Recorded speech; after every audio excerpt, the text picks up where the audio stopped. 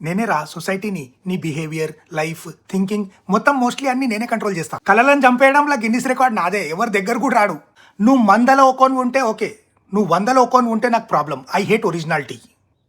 టాలెంట్లు చూపించకండి నా దగ్గర. ఈ వరల్డ్ అన్నిటికంటే పెద్ద స్కామ్ 10th క్లాస్ పాస్ అయిపోరా నీ లైఫ్ సెటిల్. ఎవడు చేసిండి ఈ స్కామ్? నేనే.